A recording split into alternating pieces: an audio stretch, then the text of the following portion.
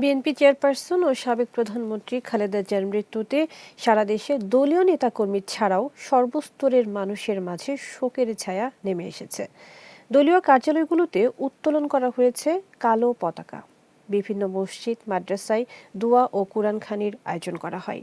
এই মৃত্যুকে দেশের রাজনৈতিক অঙ্গনের জন্য অপূরণীয় ক্ষতি বলে মনে করছেন বিএনপি নেতাকর্মীরা। বিস্তারিত ডেস্ক রিপোর্টে। বেগম খালেদা জিয়ার মৃত্যুতে শোকের ছায়া নেমেছে তার শ্বশুরালয় বগুড়ায়। খবরটি ছড়িয়ে পড়ার পরপরই এলাকায় দলীয় নেতাকর্মী ও সাধারণ মানুষের মাঝে গভীর শোক ও আবেগঘন পরিবেশে সৃষ্টি হয়। দলীয় কার্যালয়গুলোতে কালো পতাকা উত্তোলন করা হয়। পাশাপাশি বিভিন্ন মসজিদ, মাদ্রাসায় দোয়া মাহফিলের আয়োজন করা হয়। বেগম খালেদা জিয়া এই দেশের জন্য যা করেছেন, জাতির জন্য যা করেছেন, সেটা ভোলার মতো না।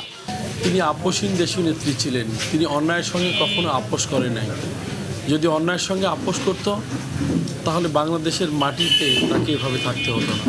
উনি সবসময় ইসলামের পক্ষে ছিলেন, আলেম ওলামাদের পক্ষে ছিলেন। উনার কাছে যখনই আলেম ওলামারা কোনো দাবি নিয়ে যেতেন উনি ফিরাতেন না। ফরিয়াদ করি মহান আল্লাহ পাক যেন আমাদের প্রিয় নেত্রী, দেশনেত্রী বেগম খালেদা জিয়াকে বেহেশতে নসিব করেন। প্রিয় নেত্রী বেগম খালেদা জিয়ার মৃত্যুতে স্তব্ধ রাজশাহীর নেতাকর্মীরা। পুরো এলাকা জুড়ে শোকের মাতম। বেগম খালেদা জিয়ার আত্মার মাগফিরাত কামনায় কোরআন খতম ও দোয়া মাহফিল অনুষ্ঠিত হয়।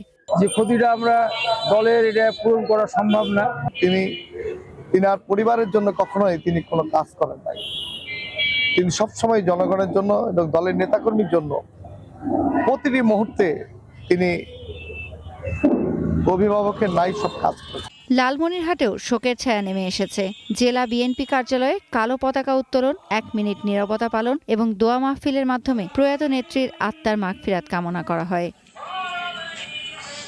চাঁদপুরেও বেগম খালেদা জিয়ার মৃত্যুতে শোকাহত বিএনপি ও অঙ্গ সংগঠনের নেতাকর্মীরা।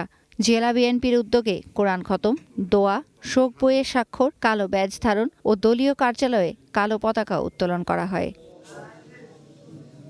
এদিকে খালেদা জিয়ার মৃত্যুতে কেন্দ্রীয় বিএনপির প্রচার সম্পাদক ও টাঙ্গাইল 5 আসনের বিএনপি মনোনীত প্রার্থী সুলতান সালাউদ্দিন টুকুর কার্যালয়ে কোরআন খতম শুরু হয়। এছাড়া সদর উপজেলার প্রতিটি ওয়ার্ড ও ইউনিয়নে কোরআন খতম ও দোয়া মাহফিল অনুষ্ঠিত হচ্ছে।